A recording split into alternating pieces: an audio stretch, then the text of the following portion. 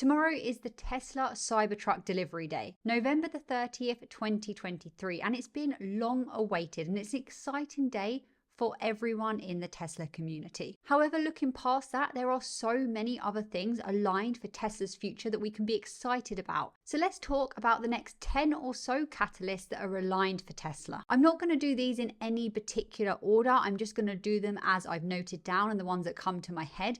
But let's start with where it makes the most sense, which is of course Cybertruck. Like I said, Cybertruck delivery day is finally here. It's happening, it's real. This has been something that the Tesla community have been anticipating for what feels like a very long time, but it's actually now happening. The first thing to say is that this Cybertruck is unlike anything that we've ever seen before. It's completely redefining what a truck is. This is Tesla's way to enter a new market. Up until this point, Tesla haven't been able to compete in terms of a pickup truck. Sure, they've had their Model Y vehicles, Model 3, all the other vehicles, Model X, but they haven't yet produced a truck that will compete with the likes of Ford and their F-150s. This is a chance for Tesla to actually take some of that market share because we know, especially when we think about the US market, pickup trucks are very, very popular. So if all goes well and people like this vehicle, it could take a great deal of that market share. So I guess the question is, will people like this vehicle? Well, we will have to wait and see, really. We'll have to wait and see how the deliveries go and what the demand is in the next 2 years, 5 years, 10 years. But what we do know right now is that the demand seems to be really strong. The Cybertruck has an estimated 2.1 million reservations. Those will be worth a potential $150 billion in total revenue. And if only a portion of those actually convert to orders once we get the full specs and the full pricing that will come out tomorrow, hopefully, that is still a great amount of revenue. And the thing with this truck is that it's going to completely advertise itself. Tesla don't really do traditional advertising anyway, but even if they did, they don't really need it on a vehicle like this. It is so different, it is so novel, and it grabs people's attention. We know from what's going on right now at the showrooms that the queues are out the door. They are like the queues that you see when Apple releases a new iPhone, but this is with pretty much zero advertisement. They are going to be really wanted in movies and things like that, so they'll kind of sell themselves. Dan Ives, an analyst, has recently reinstated his outperform rating, and he has given Tesla stock a price target of $310 per share. And this is what he had to say. This is another historical moment for Tesla and Musk with the Cybertruck unveil, as the street is excited to see formal vehicle launch featuring dual motor trim and its top level tri-motor AWD performance model, along with updates regarding production and scaling of the Cybertruck platform, which is expected to be 250,000 units per year by 2025. Elon Musk has made it very clear that the production and the scaling of this vehicle is very, very difficult compared to other vehicles that they've launched in the past. But with everything we know about Tesla and how efficient their factories are and how innovative they are, always making improvements, I think they will absolutely get there. And we'll just have to wait and see what the demand for this vehicle is. Even if you don't like the design of this vehicle and you wouldn't want one personally, there does seem to be a lot of demand there. So maybe just try to view it as, what do other people want and how will that benefit me as a Tesla investor? The next catalyst we have to speak about is Tesla Energy. Now, right now, there are lots of things going on in the world of Tesla, like the Cybertruck, as we've just spoken about. All this is happening and drawing attention, but in the background, Tesla Energy is quietly ramping up. Tesla Energy, of course, encompasses many different products: Powerwalls, solar panels, solar roofs, mega packs, virtual power plants, and auto bidder as well. I think this is an area of Tesla that we must not sleep on. Elon has said himself that the energy business will become as big as the car business one day, and we are slowly starting to see that actually happen. In the Q3 earnings, we understood that actually the energy sector was the highest margin area, and it is growing significantly. So the next two catalysts kind of go hand in hand with each other. We have Q4 earnings, which I believe should be around the third week in January. I don't know the exact date yet, but it's going to be happening soon. Of course, we had the Q3 earnings not that long ago, and they were somewhat disappointing. the overall feeling was definitely not positive and optimistic. And there are a few things in that call and in that report that investors didn't really like, but there was also a lot of good things in there as well that we must not forget. Obviously, in the Q4 earnings, we would very much like to see the estimates be completely beaten. But even aside from that, we would just like some more positivity and further insights into how Tesla is developing as a company, maybe some more insights into how hyper-focused they are on AI, and we continue to see that grow. Maybe some more insights into the energy sector.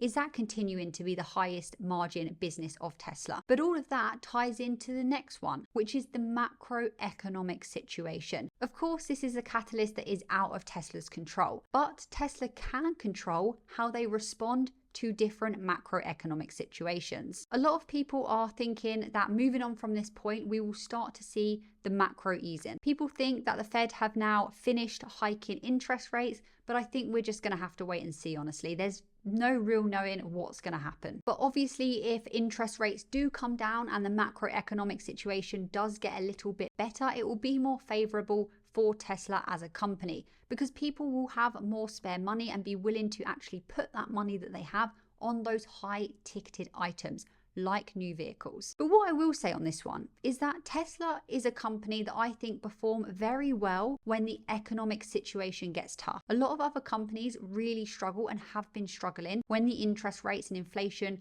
are really, really rife. I don't think that's been the case for Tesla. Sure, they have had to decrease prices on their vehicles and things like that, but overall, they have been one of the companies that have done very well. This next one, again, is not one that Tesla controls directly, but one that really, really impacts Tesla. And if it continues to happen, Tesla should really, really benefit. So what I'm talking about here is battery prices falling. In 2023, they have fallen by 14%, and they are expected to continue falling in years to come. This is, of course, good news for any company producing EVs, because EVs obviously have batteries in them, and if the battery prices or the raw materials for those batteries are coming down in price, that means that it's cheaper to manufacture, and that price saving can be passed on to the consumer, making the vehicle more affordable and more accessible, so people should be buying more of them. Now, the decline in battery prices will only make Tesla vehicles more competitive. They are already some of the best, if not the best, subjective, I guess, EV vehicles that you can get around the world. They already have the advantage because of many, many reasons. So if battery prices fall, that only favors them even more. And of course, we know that Tesla has some of the best margins in the industry. And this all ties together because the biggest cost of an EV is the battery. So as battery prices fall, Tesla's cost of goods sold, that's always a mouthful, decrease, and then that will improve the gross margins. But the point here is that EVs become more affordable. This means that people are more likely to switch from an ICE vehicle, an internal combustion engine car, to a full EV. And it also puts pressure, additional pressure, they are already feeling pressure on those ICE manufacturers to actually lower their prices or switch to producing EVs, which is proving incredibly difficult to do because we are already seeing those legacy automotive companies losing tens of thousands of dollars per EV sold. We are also starting to see Tesla actually increase the price of their vehicles. You can see here that this is just one example of this. Tesla has increased the price of the Model Y long range in China by $280 USD, which isn't a massive amount, but if we keep seeing price increases, that is obviously good for us investors. And like Sawyer said here, this is the third price increase in the last 3 weeks. So the whole idea of this is that hopefully with the macro, with everything else,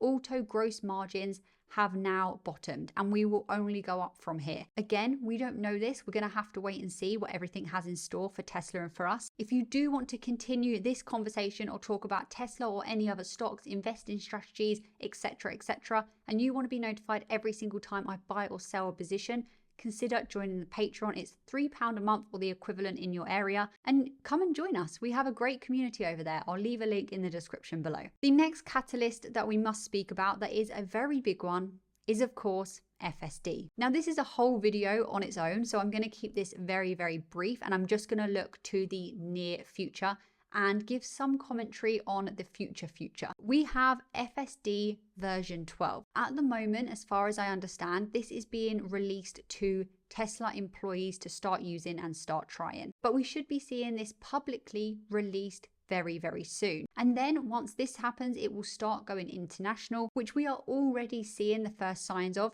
as Tesla is meant to be releasing FSD in the Chinese market. That is really big and really exciting. Now, every single time they release a new version, they are iterating FSD. They are making it better, and it will get so good that it becomes safer and more reliable than a human driver.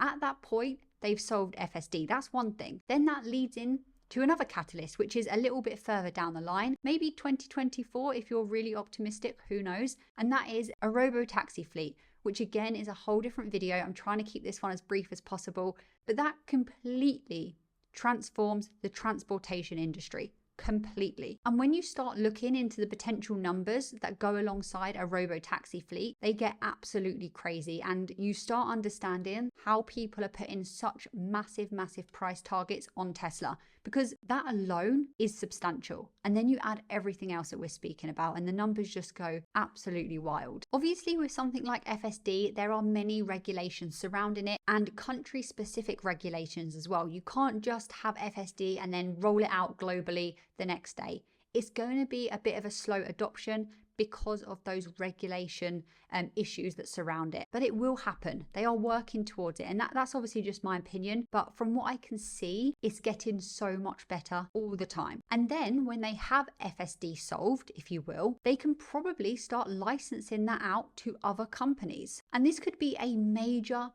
revenue stream for Tesla. If you do a deep dive into Tesla and what's upcoming for them and what they already have, you will see how diversified they are making their revenue streams. It is not at this point just a car company, and it is especially not just a car company with a single source of revenue. The next catalyst is India. India is now very close to closing in on a deal with Tesla that would actually allow Tesla to ship their EVs to India from next year, and maybe even set up a factory over there in a couple of years' time. I covered this in a recent live stream actually. If I remember which one, I'll link it up here. But there are some really bullish reasons as to why the Indian market in particular would be very good for Tesla to start dominating in. And then tying into this one is the next one, which is Thailand. A possible Tesla factory being built in Thailand. So I guess just more factories, more Tesla factories in general is the overarching catalyst here. And we're just seeing Tesla expand into new markets. And we are seeing Elon Musk meet with world leaders globally all the time. People want Tesla in their economy. Then we have Model 3 Highland, or the Model 3 refreshed vehicle. As time goes on, we are seeing this vehicle get rolled out into new markets, but already it has been named the best car that you can buy in Norway. And that's a pretty big deal, a pretty high praise, because Norway is a country where EVs actually completely rule the market. So they know what good EVs are. I'm thinking that we will be expecting to see this Model 3 refresh, Model 3 Highland vehicle roll out in North America very soon. I don't know exactly when. We've not really had that clarified, but it makes sense that that will start happening maybe even in 2024. And then we look further ahead of that and we can think about a refreshed Model Y, but maybe even more importantly than that, we can think about the mass affordable next generation vehicle. This is of course that vehicle that Tesla have alluded to many times, maybe a sub $25,000 vehicle. Don't know the exact price, but the whole idea is that it's going to be a vehicle that is affordable to the mass market, mass EV adoption. Obviously, that then all ties into collecting data for FSD, for a robo-taxi fleet, making Tesla get closer to their mission of producing X amount of cars by 2030, 20 million is it? I can't remember. And just making them get closer again towards their mission of accelerating the transition to sustainable energy. It all feeds and ties together. Tesla superchargers. This is an area, again, that I think is going to really grow. We've already seen that literally every legacy automotive company and every EV company has decided to adopt the North American charging standard. This means they allow their clients to access Tesla's supercharging network. We've seen that happen. But what we've also been seeing recently is very, very bullish and very exciting and very new. And that is that companies are now actually purchasing in mass the hardware. Tesla superchargers. BP have done it and Eich Group have done it. And I think this will only continue. Why is this so good? Well, it's another revenue stream for Tesla. They are now able to actually sell the hardware. And this could actually mean that they get a one-up price for selling these, but also it could mean reoccurring revenue. Maybe they will be in charge of the upkeep of these and the servicing of them. We don't know exactly how that will look, but it is yet another revenue stream. The last catalyst that I've got today is one that I couldn't possibly leave out of this video, and that is the Tesla bot, also called Optimus. But just to give you a very high level, the Tesla bot, also called Optimus, is a humanoid robot designed to complete jobs that are repetitive, boring, or dangerous for humans to do. When we say humanoid, it means that this robot is in human structure. So it allows it to use human tools, carry objects, work in factories, pick things up. It has a real ability to actually act like a human being. And the Tesla bot is using the same AI technology, which again is a perfect argument as to how Tesla is not just a car company. They are an AI company probably at this stage.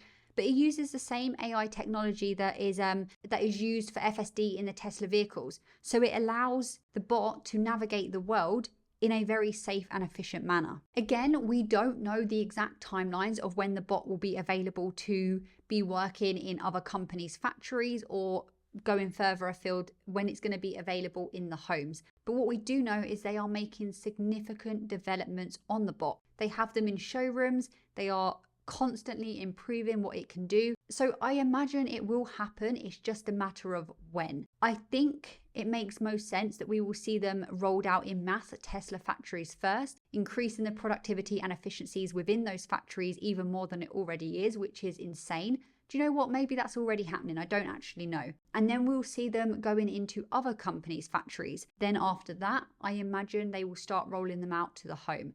Don't know exactly when the home section of that will be. Probably not in the next couple of years, definitely, but I think it will happen eventually. In the past, we have seen a shift in work from manual labor to machine manufacturing. That happened in the Industrial Revolution, which undoubtedly added tons to the economic activity globally. And this sort of leveling up in human civilization can happen again. Right now, our economy is capped by a GDP limit, which is dependent on people going out and actually working. But it becomes somewhat unlimited if you don't actually rely on the economy turning over by people working. What I'm getting at here is advanced robots replacing that human work, or at least these humanoid robots replacing the work that is unsafe or that people just don't want to do. This is obviously a long way off yet because these bots potentially can't even do 5% of what humans can do right now, but they can do very simple tasks, and with the videos that Tesla have provided us, they are clearly getting more intricate and getting better over time. So all of this leads into the idea that the potential demand for Optimus is going to be absolutely huge. Every household and every business could potentially want more than one of these, providing they are of course affordable. Not everyone is going to be able to afford them. So let's just say the demand for the bot averages out at about one per person. That means the demand is already in the billions. And then if we have companies ordering loads of them, loads and loads, because the whole idea is that they will be affordable, then that demand goes absolutely insane. And any number, any price tag that you stick on it, if you multiply it by like 25 billion, which is very possible, even though it sounds crazy, is a lot of money. I think the primary thing that we're going to see is that businesses will want them because it means that they can make their staff do other things whilst the bots do the unsafe, manual, repetitive labor. And obviously humans can't work 24/7. They need breaks, they need holidays, they need paid leave. Whereas a bot can pretty much work 24/7 and it won't complain. It will need some charging time, I imagine. But other than that, it's pretty much round the clock. And when you look at the salary per person working in manual labor compared to what a bot could be, it's a no-brainer. If I have missed out any really important catalysts, please make sure you let me know in the comments below. If you've enjoyed this video, give it a thumbs up, support the channel by subscribing, maybe even become a member if you're feeling very, very nice today. That would be greatly appreciated. I really hope this channel is providing value, really do. Thank you so much for watching, and I'll see you in another video very shortly.